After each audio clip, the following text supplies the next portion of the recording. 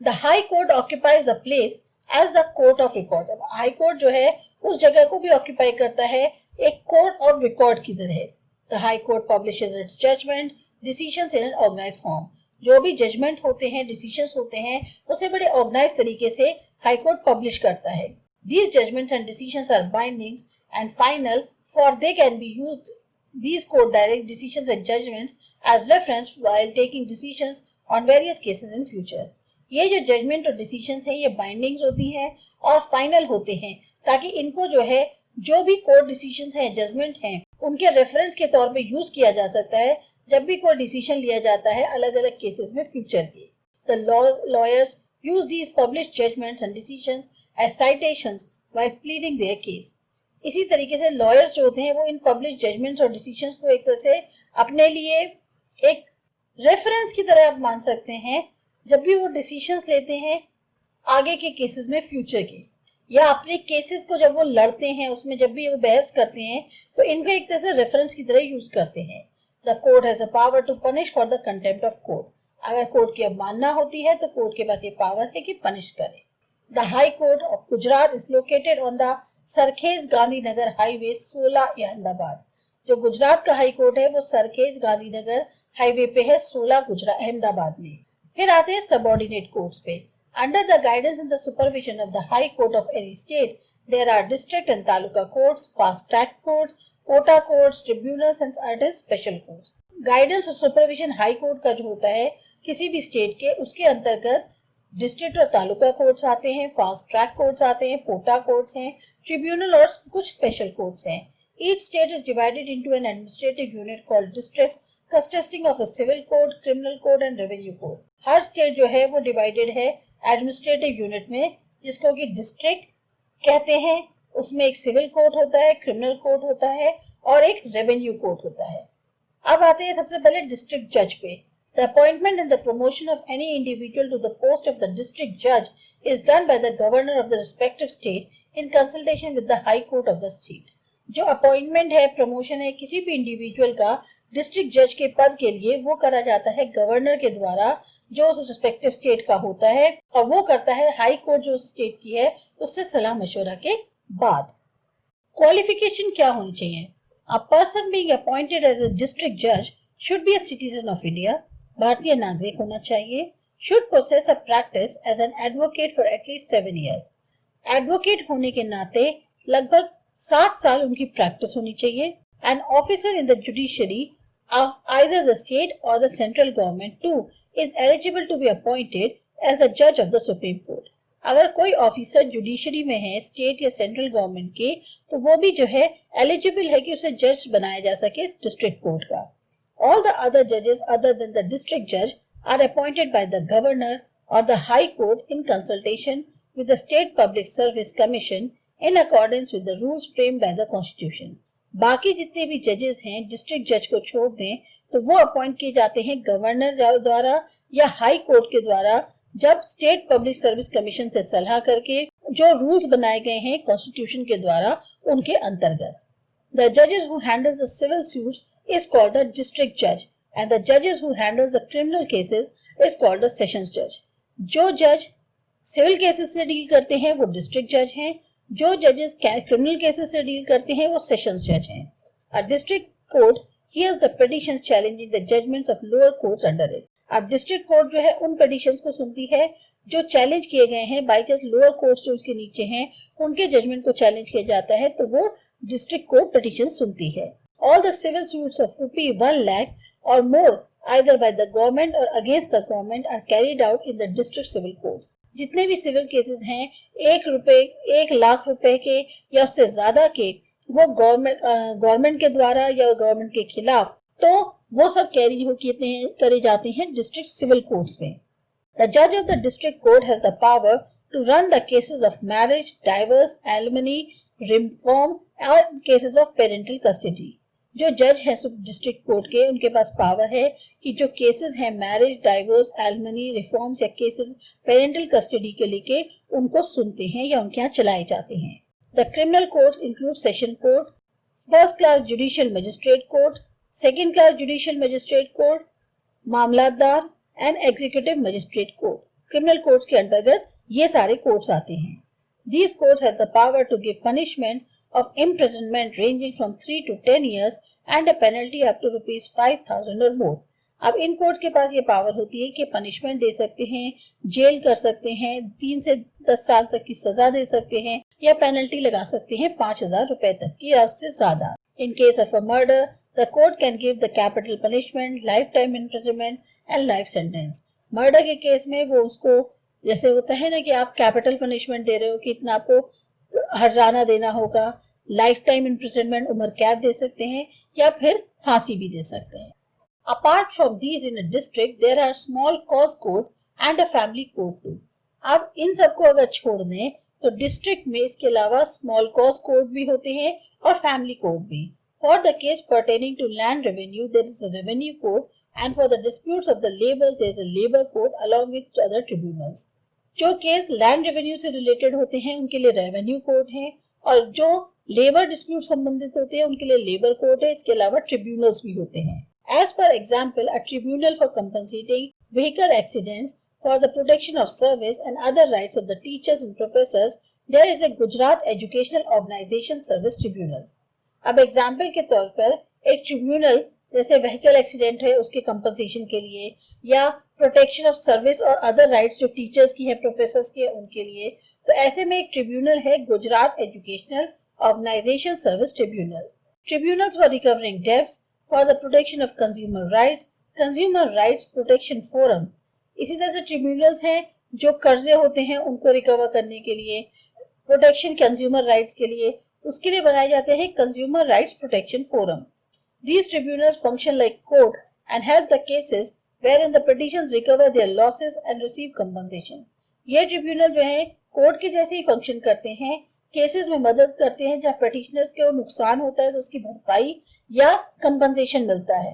In each district there is a fast track court with an objective to run a case faster.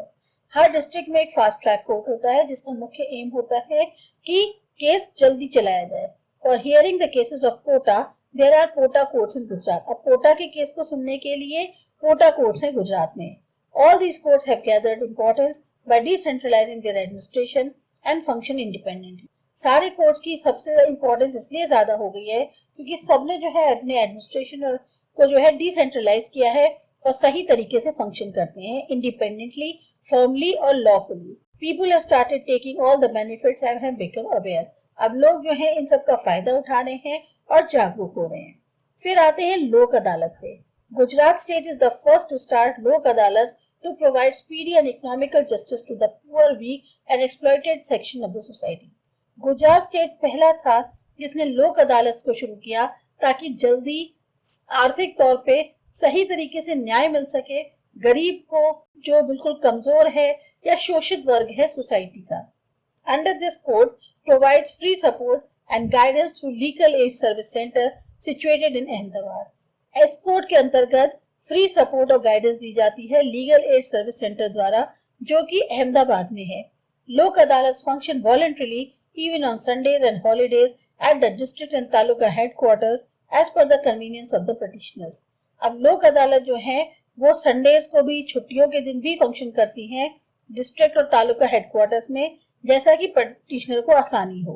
The लोक अदालत generally hear the cases of accident and is related compensation, divorce, alimony, general debts, personal complaints, police complaints, etc. तो लोक अदालत generally accident के cases को सुनती हैं या फिर उनका काम होता है मेनली कंपनसेशन से रिलेटेड, चाहे डाइवोर्स, एलिमनी, जनरल डेब्ट्स हैं, पर्सनल कंप्लेंट्स हैं या पुलिस कंप्लेंट्स हैं। लोक अदालत consist of advocates, social workers, educationist, reputed citizens, businessman, police officers, insurance officers, जज एंड जुडिशियल ऑफिसर्स। ये सारे लोग लोक अदालत में आते हैं। Here cases are settled amicably such that both the parties are satisfied. इस तरह से केसेस को सुलझाया जाता है कि दोनों पार्टीज सेटिस्फाई हो जाएं। The cases caught in the लोक अदालत are neither won nor lost. जो केसेस होते हैं लोक अदालत के, ना तो उसमें कोई जीतता है ना हारता है। लोक अदालत सेव टाइम एंड मनी, समय भी बचता है और पैसा भी।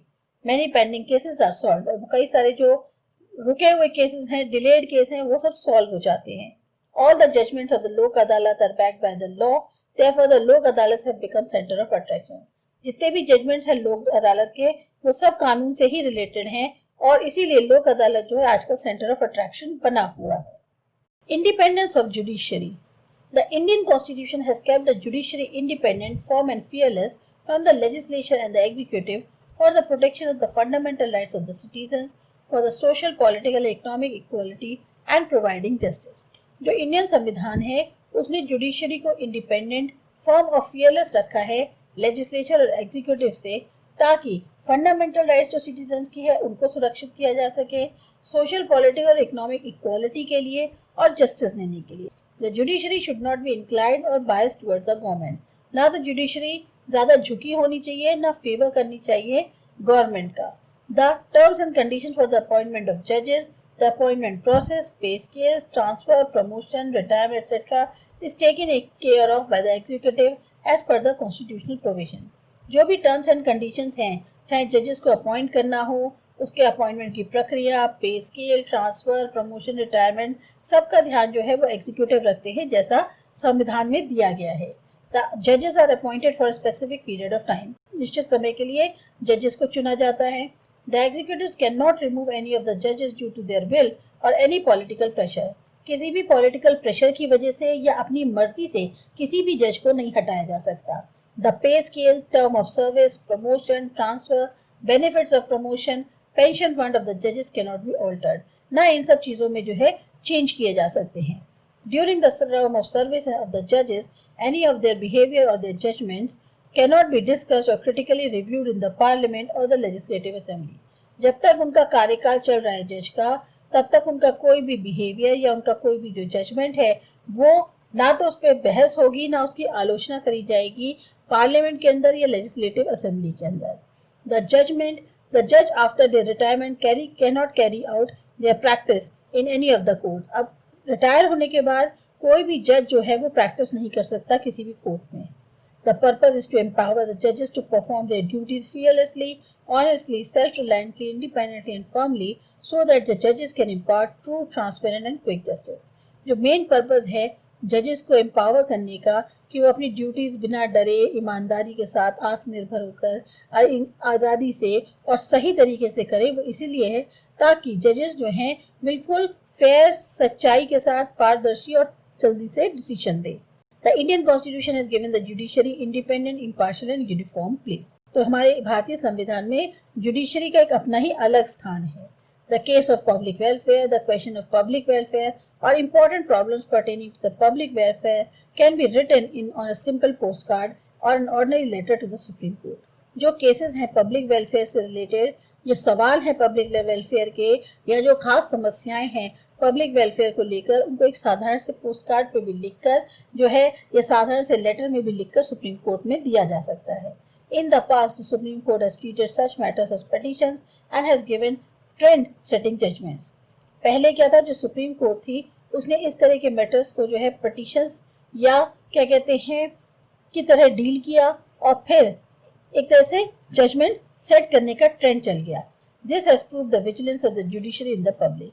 इससे जो है जुडिशरी जो है एक तरह से उसकी जो सतर्कता जो है वो पब्लिक में दिखती है। At present there are about 3.5 crore pending cases in our judiciary. लगभग 3.5 करोड़ पेंडिंग केसेस हैं हमारी जुडिशरी के अंदर। इनसफिशिएंट नंबर ऑफ कोर्ट्स, जजेस and staff is a reason that in the delay of the justice. Courts इतने ज्यादा नहीं हैं, जजेस और स्टाफ की कमी है, यही कारण है कि जस्टिस में इतना डिले होता है। The present central government has undertaken the task of reframing 1,500 old and irrelevant laws. अभी जो प्रेजेंट सेंट्रल गवर्नमेंट है इसने एक टास्क लिया है कि 1,500 जो पुरानी और ऐसी लॉज हैं जो नहीं वर्क कर रही हैं उनको रीफ्रेम किया जाए।